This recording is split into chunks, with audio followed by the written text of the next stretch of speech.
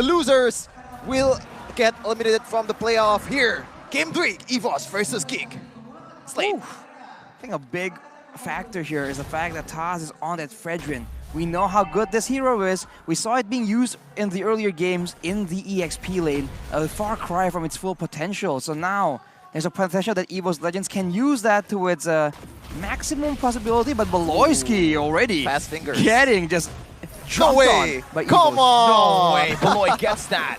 And Psychon's used the Petrify. Hijume might actually be solo killed here or forced to use the Flicker, but he's able to escape for now. A boy still pushing some damage onto him. Hijume staying in the mid lane, playing with fire, but he does survive. They're putting some pressure down into that gold lane though. Brand's putting some damage down, but a boy's gonna be able to put some more damage down as Janna rotates as well.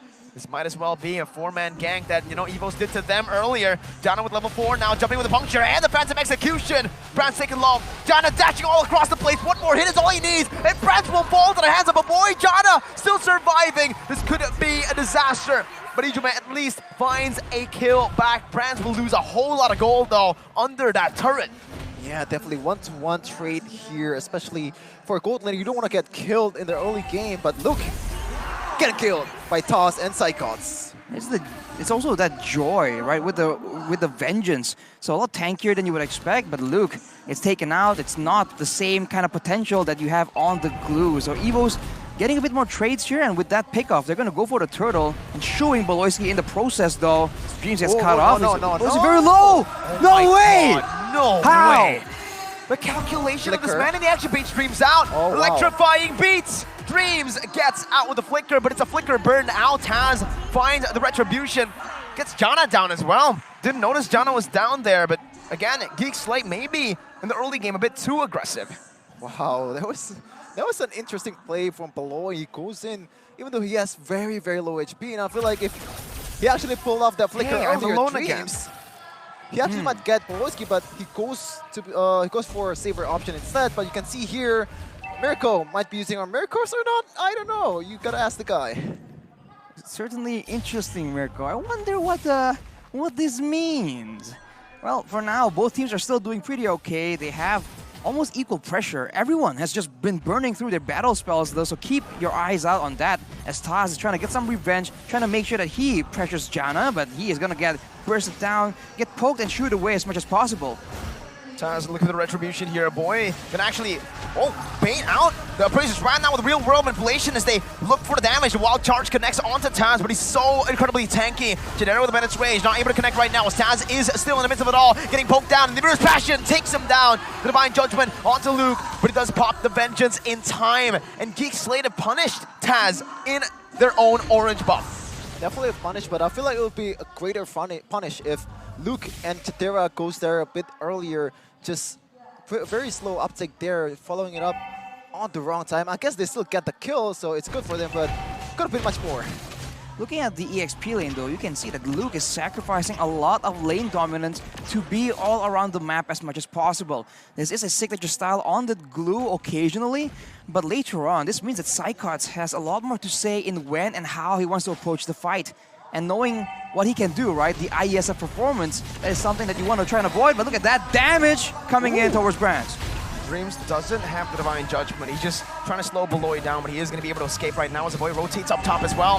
He does have the real world manipulation and the mobility field. Will be able to lock Brands a bit there, but he does use the Flicker to get out. Evos Legends, 2 abilities utilized here defensively. Divine Judgment finally back up, but it's only on to Beloy.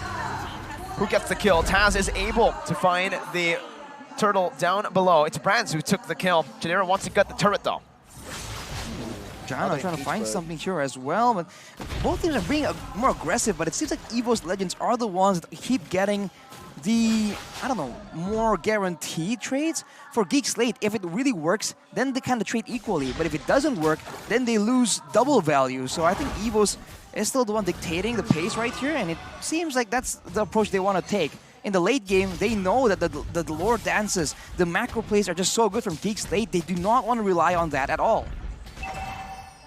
Beloy taunted up, has the Flicker, and they will ignore him actually. Beloy now caught in the Wild Charge, has the Wild Charge, and he gets out again. Hijume with the damage, but he flickers out, and it's a bait. Hijume falls under the real world manipulation. The barrier comes down, and the Abuser's Passion as well. Dreams taken very low. Beloy with the phenomenal calculation once again.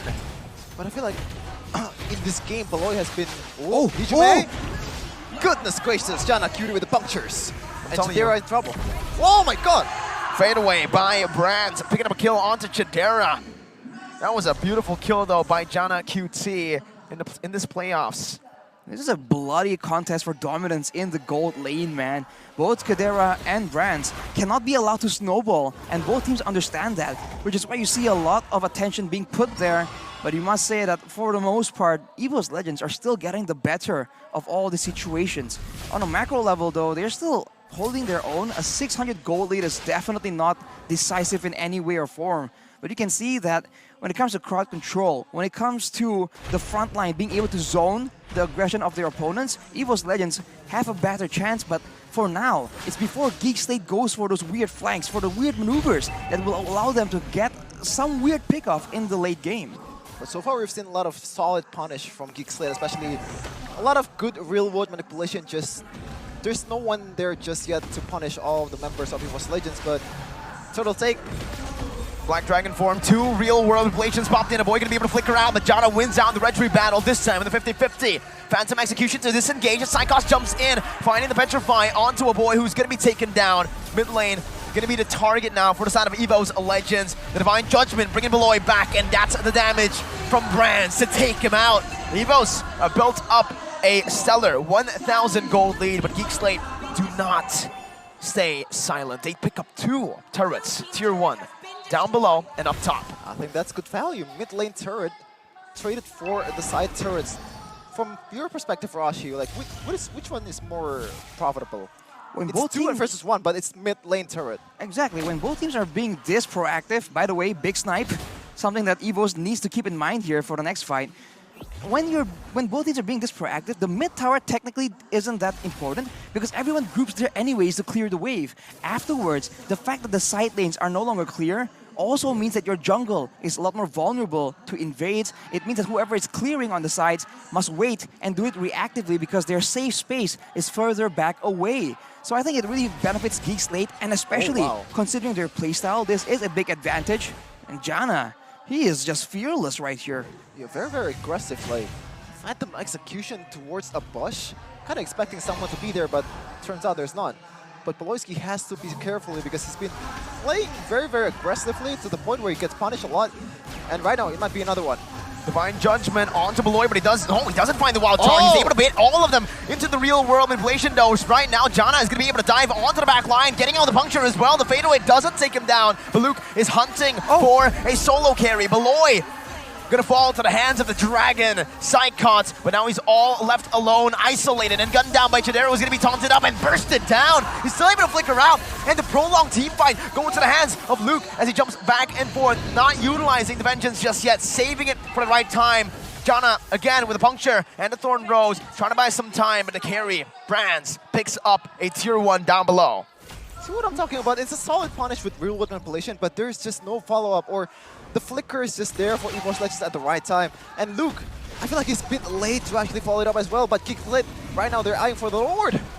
Just going for it directly because everyone from Evos Legends are sort of low. Even Very, Taz very is stuck trying to go for the purple buff. He did not realize that attempt was going on. What a clean, high-tempo play from Geek Slate. And we talk about we talk about the macro.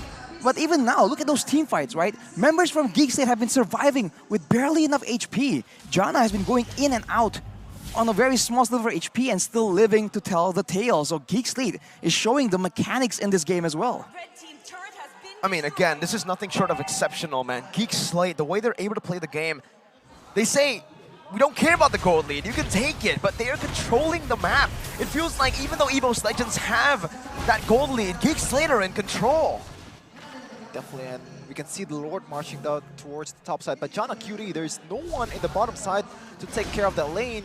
Evos Legends trying to fix that with Psychos going to the bottom lane, but there's going to be a lot of damage towards the bottom lane turret to tier 2. But Lord is still marching down. Geek Slate will try to make something out of it. If you look at the items right here, more burst for Hijume with the Lightning Truncheon, but for the side of Geek Slate, already the glowing wand in the hands of Luke, so it's going to be a lot of damage to Yuzong, to the Fredrin, all these beefier HP members. And look at Beloyski just shredding forward. He might be going for a play here on the Brands! Wild charge and the flicker finds Brands. Luke is going to fall to Dreams as he brings him back with a Divine Judgment. Hijume picks up the kill. Psychon's in the back line. Chidera going to be able to position himself really well. Getting the render shot onto Taz. Now gunning Psychon's down. Psychon with no Petrify will fall to the hands of a boy as Hijume steals away the real world inflation to take the Lord down. Dreams, no Divine Judgment. 2 for 1. Geek Slate can utilize this with a wave coming in to look for that siege on the tier 2. Even here, Taz still securing the purple buff with that retribution.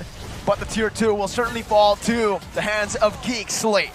Not gonna lie, I was gonna expect Brands pull off a Benny, just trying to reaction time that one with a flicker, but instead he gets punished for it. I really expect he kind of read that out, the flicker wild charge play from Beloy, but what can you do about it? Well, it just comes really quick, right? Wild charge, like Mirko mentioned, this is why he goes for the Grot pick, right? It's instant, it's faster, and there's less reaction time, especially against a player that's used to try and, you know, go against people using the higher reflexes, the higher reaction speed. Brands is just a perfect target for Beloy to just punish in that way.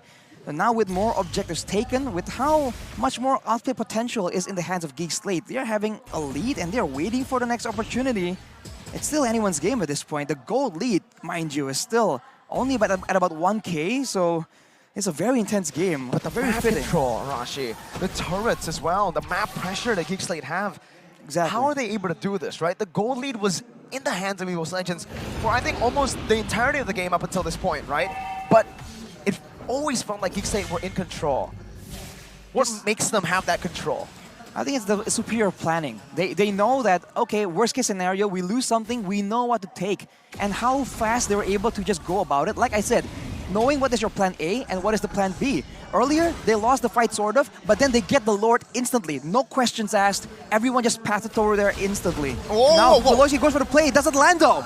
That's a bait right now. The Divine Judgment connects onto a boy. A blunder here. Brands taking a half HP. A flicker forward by Chidera as he tries to kite away. Now going to be the taunt and the damage to take him down. Now Geek Slate are running for the hills. Evos Legends have punished them. 2 of their main damage dealers have been taken down in the 13th minute of the game. Luke, Beloy, and John Acute. Luke dashing in. Do they want to take this? I don't think so, man. I don't think so. 5v3 right now, and Luke very, very careful for that Divine Judgment from Dreams as he doesn't have it. Oh, he already has that. Ooh, I was about to say that there's a level advantage for Jana QT early on, but now it's even. Level 15 to level 15. He's trying to go for it, but he gets suppressed by the Divine Judgment. Divine Judgment buying some time right now as Beloy is going to be able to try to zone them away. Has the wild charge. They can combo it together right now as he jump in together. That's the wild charge, but it's still going to be Taz who secures it for the team. A boy will fall just as he spawns. Beloy still having immortality. Evos Legends will go for the target onto Jana, who gets taunted up. Beloy losing immortality as well as the Bennett's Rage comes down from Chidera. Hijume finds a double. Evos Legends have come alive in the 13th minute of the game. 2,000 gold lead marching down. They want to end the game right here. Can they do? Can they do? Luke dashing in and out, but very, very low. Evos, a chance.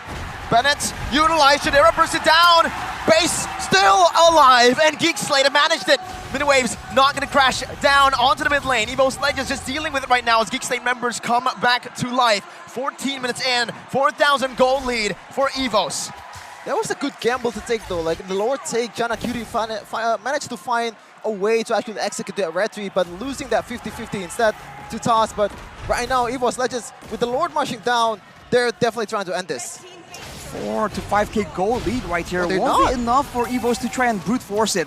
They know that, yes, they had that advantage, and they caught Geek Slate off guard, and were able to swing the tides completely. But still, they are a dangerous team that knows how to play around situations like this, so they're taking the disciplined route. They go for all the turrets, and they're going to go for the final base turret as well. If they're lucky, they might be able to get some more, but Geek Slate will definitely not let it go without a fight.